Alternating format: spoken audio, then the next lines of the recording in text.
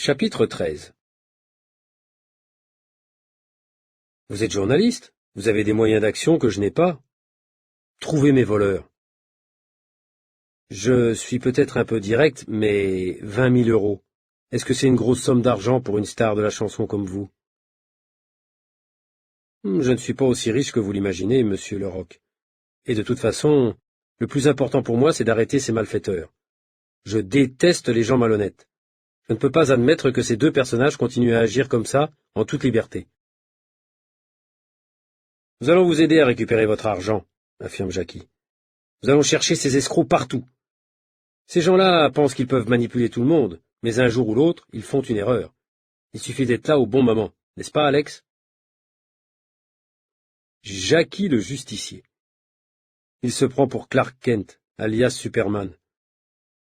Je vois bien qu'il est sous le charme d'Aloha et que son intérêt n'est pas seulement professionnel. Elle insiste pour me convaincre.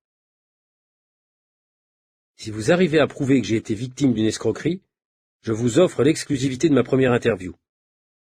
Je vous propose même un titre. La vraie Aloha, pour la première fois.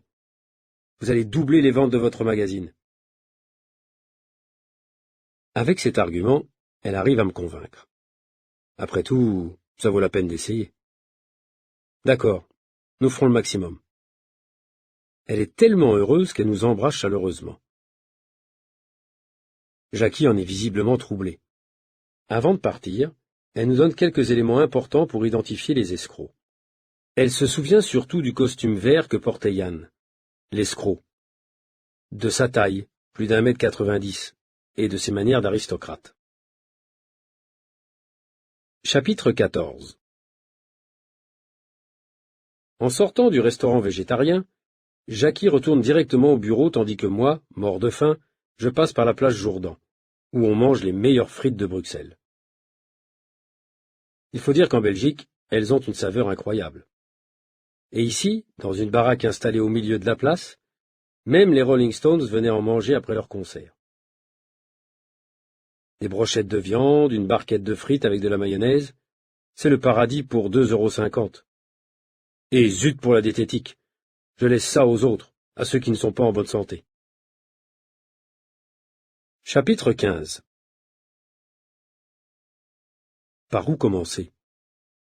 Je voudrais d'abord savoir qui est ce Siklosi. Pourquoi tout le monde parle de lui alors que personne n'achète ses œuvres?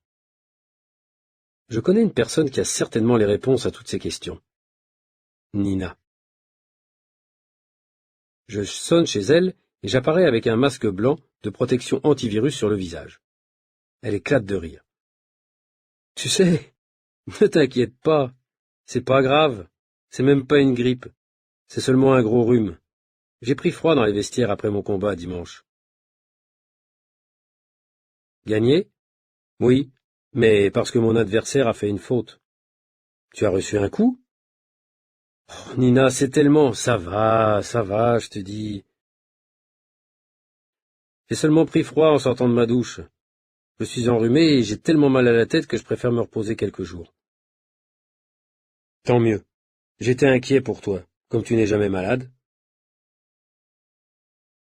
Alors, raconte-moi, je suis sûr que ce n'est pas pour me parler de virus que t'es venu. Effectivement, c'est pour une histoire d'œuvre d'art. Tu t'intéresses à l'art, toi. Bravo, tu m'étonnes. C'est à cause de Jackie. Tu sais qu'il ne peut rien refuser à une jolie femme, et cette fois-ci, il s'agit d'Aloha, c'est-à-dire une des plus belles femmes de la planète Terre. Maintenant, nous avons une enquête très difficile à faire. Retrouver les vendeurs des vraies sculptures de Siklosi qui n'ont aucune valeur. Tu peux pas être plus clair? Je sais pas si c'est à cause de mon rhume, mais je ne comprends pas très bien. Bon, je t'explique. C'est une curieuse histoire. L'Avis aura le privilège de publier un reportage sur Aloha si nous arrivons à identifier deux escrocs qui lui ont vendu des sculptures de Siklosi. Mais je ne savais pas que Siklosi faisait de la sculpture. Qu'est-ce qu'il fait alors? Il fait de l'esthétique relationnelle. Qu'est-ce que c'est que ça? Eh bien, c'est clair, non? Esthétique, c'est-à-dire conception de la beauté, et relationnelle, c'est-à-dire pour provoquer des relations entre les gens. Et comment peut-on faire ça? Eh bien, par exemple, en organisant des expos comme celle à laquelle tu as assisté à ma place.